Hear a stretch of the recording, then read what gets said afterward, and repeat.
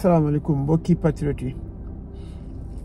gars yi ñu ngi ziar ñëpp di béggee ñëpp di ñaanal ñëpp jàmm di ko ñaanal suñu bopp di ñaanal Sénégal yàlla suñu borom defal leen jàmm defal ñu ko. On va parler vite fait rek donte temps bi mayuñu ko sax mais vite fait rek ñu waxtaan ci actualité bi parce que ñu ci bëri sumay abonné nee nañ man la ñuy xaar ma wax li ma ci xalaat naa ci wax li ma ci xalaat nag benn dinaa wax ci mbirum Pape Diop beneen bi ma wax ci mbirum nañu ma ci laaj question yu bëri Ousmane Sonko dañ koy Macky mi ngi koy waaj a jàpp septembre beneen bi mbirum affaire u Dantec naa ci wax aussi bon li may wax ci mbirum Pape Diop foog ngeen xam ni ñëpp xamoon nañ ko affaire bi du loon loo xam ni il faut être un savant pour nga xam lan moo war a xew on le savait depuis le début man je l'avais dit ne woon naa leen suñu toogee on va réfléchir ensemble ñu xalaat ne ñu ne Pape Diop qu'est-ce qu'il va gagner vraiment lan lay gagner ci mu vraiment ci mu rejoindre opposition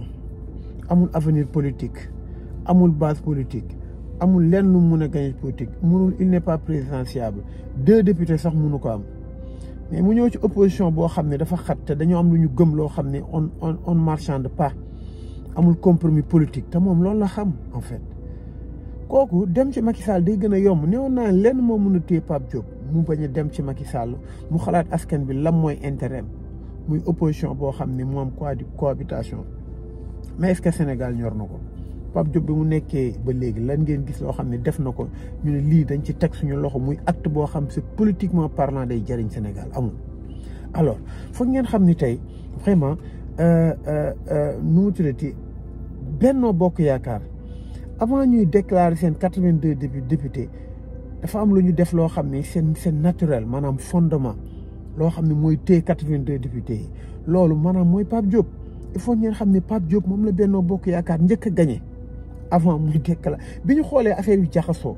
vraiment mu comment dirais-je ku nekk naan fii yeeyu gagné na partout yeeyu résultat yi di wadd gars yi lañ jug daw Macky Sall xaarul ba résultat yi jeex pour mu lijjanti résultat yi bi ñuy daw lijjanti na ko préfet yëpp toog réunion saa si gouverneur yi ministre de l'intérieur tout ça waa commission commission xawma direction xawma générale des élections ces machins là yoo xam ne ñoo koy créer loo xam ne vraiment je vous dis que lépp daal du pour lëmasal xelu askan bi la bi ñu déggee loolu li ñu njëkk a def mooy d'abord prévoir nañu ñoom àla kulli ali ils vont avoir la majorité alors la majorité fimage bi ci nekk mooy bi ñu déclaré 82 députés mais automatiquement man je savais qu'il y avait un fondement nga fondement moo ñëw nii c'était Pape Diop su fekkee 83 lañ député pour am majorité assemblée nationale mais avant ñuy déclarer 82 bi yéen war ngeen xalaat ni non vraiment alors leneen li ci am mooy Pape Diop sax man ça m'intrigue pas man Pape Diop c'est pas vraiment lu may inquiété parce que xam naa ni kii nii voilà noonu la doon demee mais li ci gën a yéeme mooy nga gis après les 3 yi nga xam ne ñu ngi flotté ak ba kenn ki nga xam ne ñi ngi ko doon wax mais amul ay député muy xawma Chérif xawma Alassane Sène xawma Alassane xawma nu mu tudd waa jooju te mu defoon na attaqué askan wi bon kooku yaa ngi gis mi ngi def recours Thierno Alassane Sall ñëw ne il reste à l'opposition kay Pape Djibril Fall jéggi fee naan il suit le une troisième voie tout ça xam nga alors loolu yëpp ñu def noonu pour aux yeux de l'opinion pour ñu fenloo Ousmane Sonko la parce que loolu la ñu bëgg si loolu lañ jàpp parce que Ousmane Sonko bi mu ne am na opposition boo xam ne opposition Macky Sall daf leen téye ci loxoom pour après ñu fenloo ko moo tax Thierno Alassane Sall génn ne je vais rester dans l'opposition nga gis am nañu génn naan Thierno Alassane Sall baal ñu dañoo juum mais les Sénégalais vraiment gars yi xaw ma avec quoi vous réfléchissez affaire yi du compliqué il faut ngeen toog di jël le temps de réfléchir et vous allez comprendre naataange askan bi dugal recours boobu xam nga lan la ba pare def benn vidéo ne opposition bi def leen tuuñu booloo nekk benn tout ça parce que mi ngi aux yeux de l'opinion mi ngi xamal nit ñi ne Ousmane Sonko li mu doon wax lu dëgg nous ne sommes pas manipulés par Macky soo xoolee ku ci nekk rek génn na def vraiment benn vidéo pour démentir loolu parce que ñoom un gramme de maanaam gramme bu gën a ndaw ci décrédibiliser Ousmane Sonko rek dañ koy saisir nga gis Thierno Alassane Sall ne je laisse à l'opposition boobu mi ngi wax naan moom li Ousmane Sonko wax du dëgg kii naataange askan bi toog ne moom vraiment na opposition boole ba pare mu def recours comme si que recours boobu day wane ni moom li ñu doon wax ci moom par rapport à Macky Sall du dëgg c'est pas vrai gëmuñu li ñuy wax gëmuñu li ñu nekk ñun la ñuy nax parce que mënoo jël yow sa spécimen bi rek ça explique tout ça explique comment ñii ni ñu ñàkkee ñii maanaam ñi ñu ñàkkee maanaam décence mënoo jël yow même spécimen bu yeewu askan bi nga jël ko naataa nga def ci picc yeeg tout mais c'est du n'importe quoi mais def ci dugub def ci gerte def ci xar def ci bëy def ci nag tout ça naataa nga askan bi lépp la mun nga woon def élevage ñaari nag voilà kon c'était délibéré kon buñ leen nax soyez beaucoup plus intelligent que ça li may wax nag li ma ciy dolli ci loolu avant may dugg ci affaire Sonko dañ koy éliminer tout ça li ma ciy dolli mooy sénégalais foog ñu xam leen nous les patriotes saa su nekk lii su amee rek nañ dellu xam ni lii mooy wane fi ñu wuteeg Ousmane Sonko fi Ousmane Sonko wuteeg ñoom lii day wane li Ousmane Sonko wuteeg ñoom gis nga dama leen di wax lii moo musa am état ak opposition boo xam ni ils sont argileux histoire Sénégal bi mu amee ba léegi mi ngi soog a am opposant boo xam ni soxlawul dara état muy Ousmane Sonko le Pastef laay wax ku ñëwaat da nga ko ci fekk mu ànd ak yow je suis pas dans les discours qui divisent Karim Wade kenn mënu la téye seen ne Karim Wade lii la Ablaye Wade kenn mënu la wax lu mu bëgg mënoo ko xam ku ci nekk opposant buñ fiy wax kenn mënu la wax lu mu bëgg Senghor Ablaye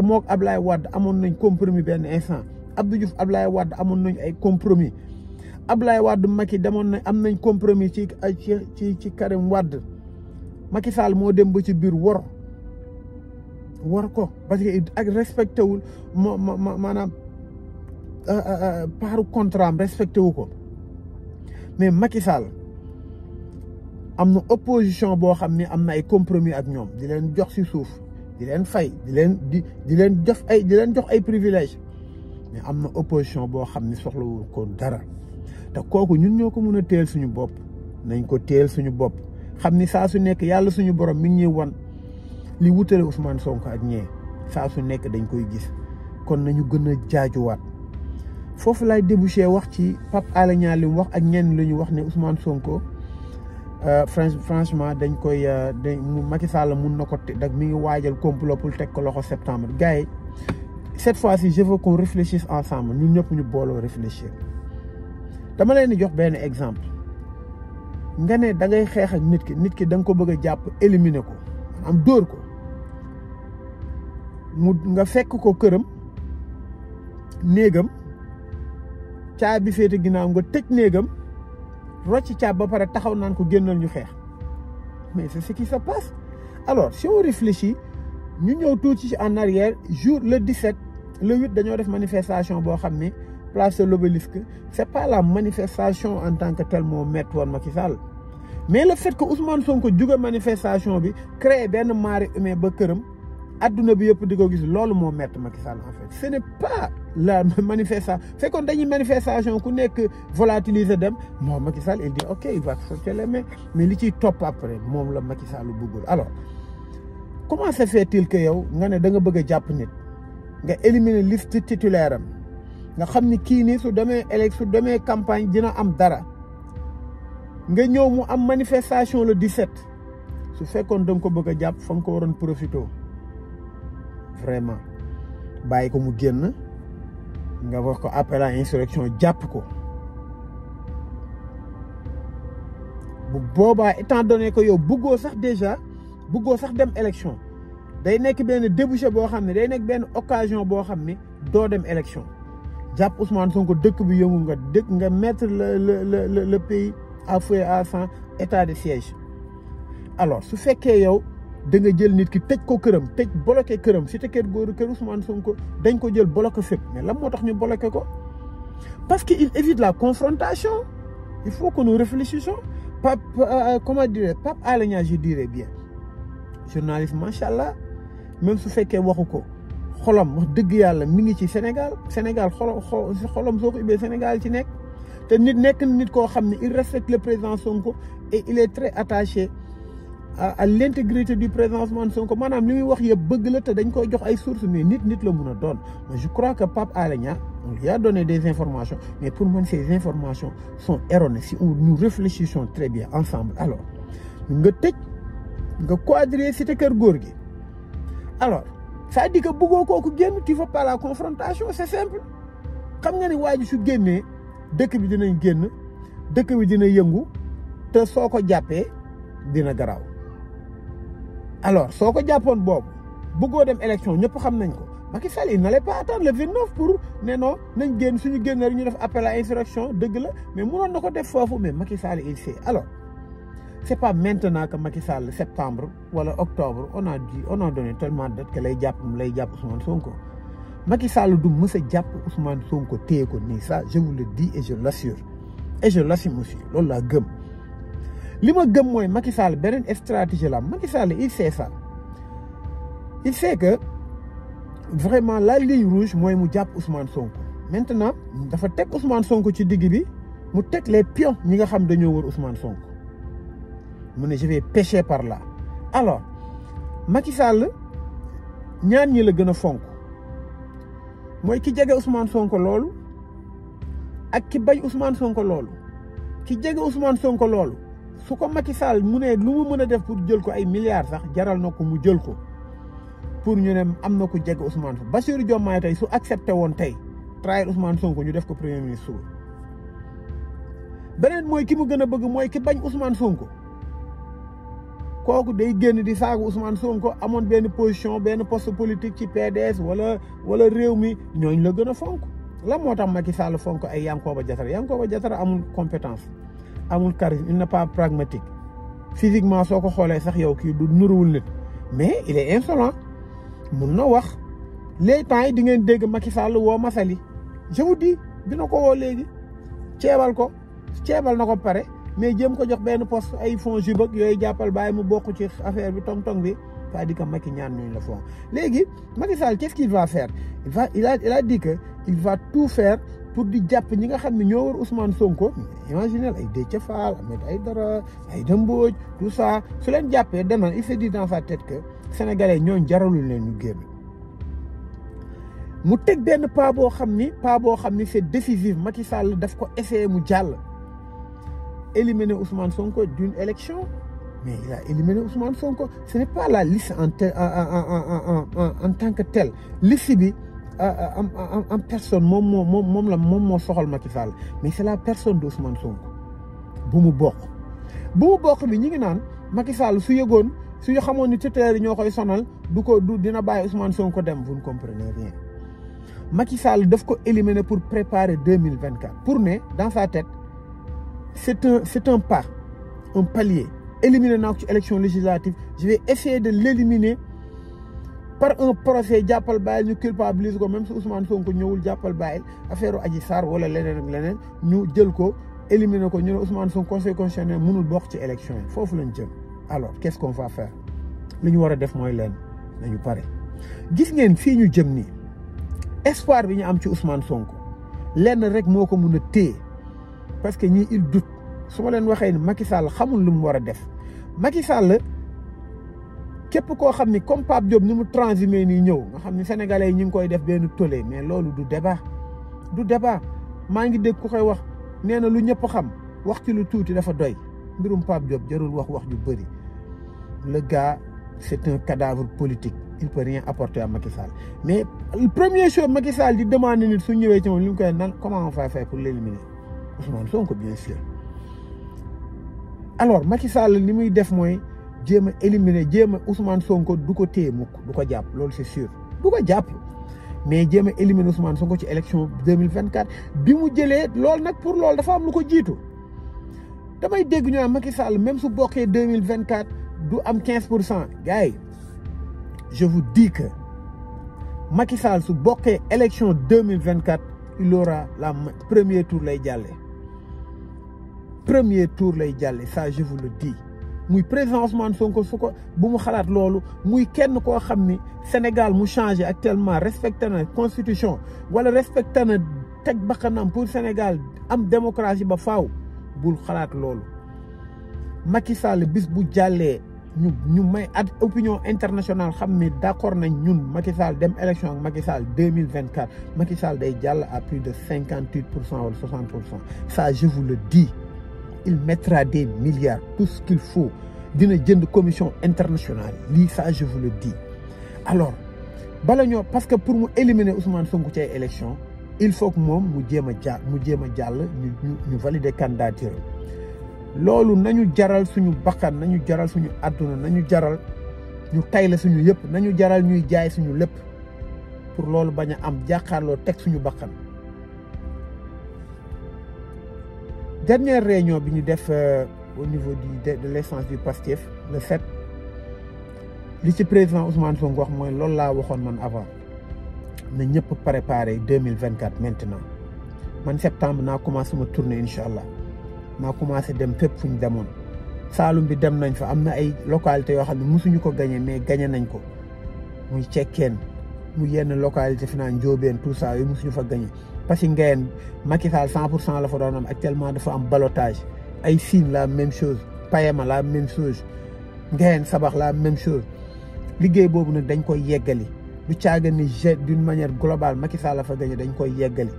parce que cellules yooyu yëpp dañ leen war a former Cekkeen Chine ba Dingiraay yëpp Nioro bi yëpp ñu dajale leen dans un kii formé naa maa ngi formé benn groupe WhatsApp boo xam coordonnateur communal ak village yëpp la ñuy boole ñu liggéey ko balaa 2024 na ñëpp def noonu loolu mooy la stratégie. maa ngi tëj foofu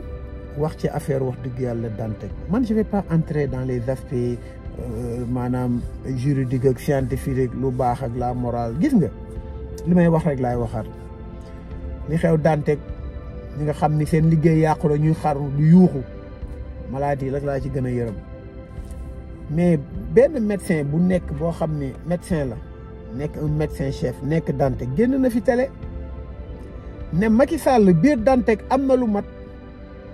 y a plus de si santé Sénégal 1500 nit yoo xam ne ñu ngi leen teg leen ay postes yu baax te ñooñu duñ sax ay médecin ñaata nit la lañ def par exemple recasement politique ci ay hôpital ñu xam ne ils sont pas comment dire ils sont pas diplômés sur ça jàng du seen formation ñu ne gongo di défendre Macky Sall ci hôpital yi tey bu Dantec ñu jël Macky Sall jël pousse leen gis nga ku yaakaar ne lii nii di am ci dëkk Macky Sall di ko def dañ ciy mucc daa yegg seegul ci yow dina ñëw tôt ou tard ne te fais pas d'illusion dina ñëw li xew nag mooy li doon raam Ousmane Sonko di ko kaas naan leen dina metti ceeb beeg dëwliñ sax dina metti asamaag li ko wër ngeen naan kii dafa bëri wax man Sonko wax na lépp ñun on a compris très tôt li am solo mooy jarul ñuy discuter ci li Macky Sall bëgg a def parce que da koy def il va vous déguerpir waaye ku mu yegg si yow rek nga yuuxu waaye bi ñuy woote ne génn leen ñu xeex ndax Sénégal lii raam si ñag bi la jëm da ngeen toog an ñii dañoo am jot ñun ñu ngi suñu liggéey jaaykat bi ambulant bi nañ suñu liggéey lañ nekk mécanicien bi na man maa ngi sama réparation ñu ñëw déguerpir la amoo foo réparé ambulant bi fi ngay liggéey peut-être sen ñu ñëw lakk say kii waa salle de vente suñuy manifester ngeen toog fi ngeen toog ñu ñëw jël salle de vente ba léegi amu leen foo leen toog teg fa ay policiers comment vous expliquez ça baykat bi doon jooy ma dem Nioro man dem naa Nioro wër fa siyone ko ku nekk di ma jooy engrais bi pourtant Macky Sall moo fa gagné kon ne pleurez pas li ma intéressé du mag ñi nekk foofu mais jeunesse bi nga xam ne ils ont compris ñoom ñoo votel tey coalition bi jeunesse boobu la ñuy continuer di consolider ñuy gën a comprendre di gën a xam ni seen papa di bayee noonu la ñuy bayee ba léegi ça c'est pas normal alors arrêtez de pleurer nañu bàyyi jooy arrêtons de nous victimiser génn ci journaux yi di wax li ñu def di jooy suñu kër yi ñu kii loolu yëpp il faut se battre pour se battre mooy Macky Sall jeexal na il a fait tellement d'erreurs mais l'erreur est humaine yor réew dafa metti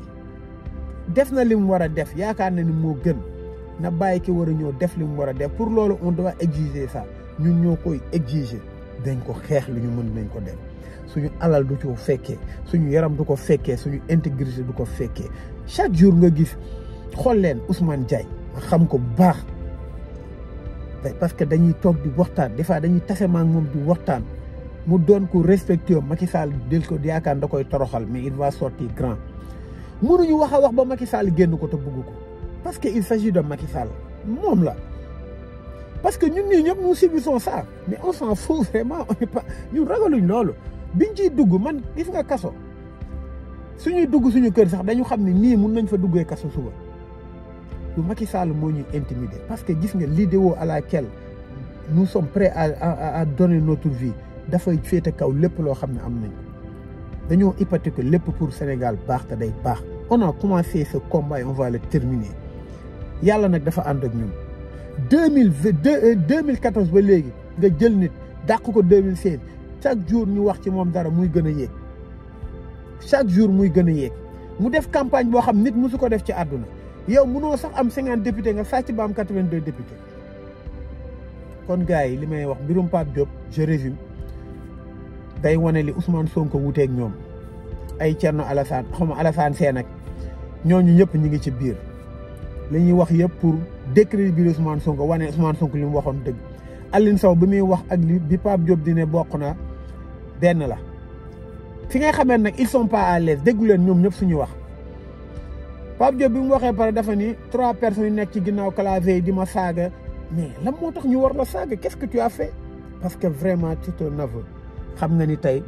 li nga def baaxul du yëfu nit te dina am ñu lay saaga doo dégg mukk Ousmane Sonko ne 3 personnes yi taxaw di ma kii ci internet bi les jeunes parce que xam ne li mu wax daf li mu nekk dafa noble ay Aline Sow suñu waxee par naan man kenn du ma xoxatal jàppal bàyyi parce que xam nga ne y a une jeunesse qui comprend et qui va contre-attaquer c'est-à-dire que vous n'êtes pas à l'aise ku ciy wax da ngay ñàkk tooy xep da ngay gis ku ciy wax lal basag julli ba pare toog au lieu que nga ñaan yàlla wasi fa wala nga def ay dog mais yaa ngi toog Aline Sow julli ba pare toog di wax c'est-à-dire que waa ji da leen terroriser te waa ji saa waay li mu waxoon rek lañ jàpp aw ma benn wéeruwaay bu dul peuple sénégalais te billaahi wallaahi dinañ ko protéger Jim Ndiaye nekk ci kaso bi dinañ ko protéger ma nekk fii naa ko protéger yàlla nañ yàlla musal ci kaso mais on n'a pas peur de ça ragaluñ loolu lu leer laa leen wax kon la peur est dans votre camp Macky Sall il est incertain mais lépp ça dépend du peuple nañu gën a yeewu xam ni ku toog ne noo gaa yaa ngi dem ñu ngi ñëw ci yow xoolal la Dantec beneen yoon mu bee passé mécanicien yi la woon bee ne ay nit seeni tool bee ne ñu jël ay nit yoo xam ne wakaam ñu génn leen ay militaire bee nga dégg invalide yi bee nga dégg ñu ne ku jukk rek daa fekk ñu laal la kon yeewu leen ngeen xam ni on doit synchroniser nos forces symbiose la war a doon ñu dóorandoo xàccandoo xam ni kenn rek moo mun a soppi Sénégal képp ku ànd ak moom ñu jàpp la képp ku ko wan ginnaaw ñu wan la ginnaaw képp ku ko attaqué on t'attaque képp ku ko nar a song ñu defar sa bagage ñu defar la bagage gars yi ñu ngi ziar nit di bigee ñëpp di ñaanal ñëpp jàmm di ko ñaanal mbokk patriote yëpp wasalaam